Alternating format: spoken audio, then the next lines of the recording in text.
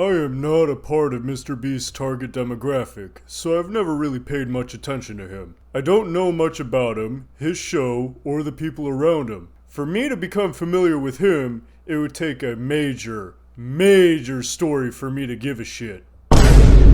Oh.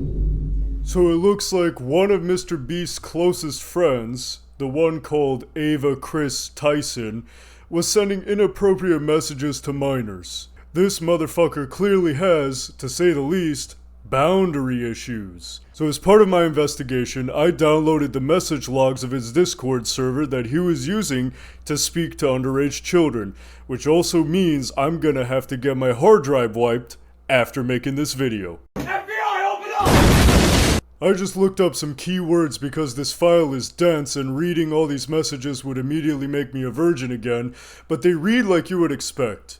A bunch of terminally online loser teenagers with nothing better to do than message each other simultaneously homoerotic and homophobic things and play VR chat for 4 fucking hours straight. Hentai gets mentioned way too many times for it to be an in-joke.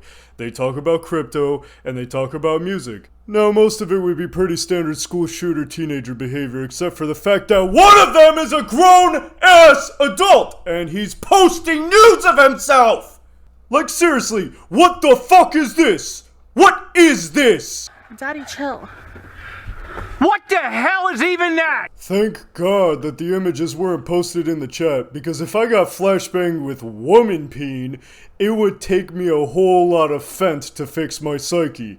I also find it ironic that they disparage James Charles when their boy over here is doing the exact same shit. This is another level of terminally online that I previously thought I had reached, but I was mistaken, because watching shitty NBA Instagram reels and YouTube history videos pales in comparison to whatever the fuck this shit is. I think it takes a combination of a sick mind and a failure to fully mature into adulthood for someone to sink this low. What I really want to know is why, especially in 2024, is everyone getting exposed for being a disgusting freak? But to be honest, this one was the most predictable.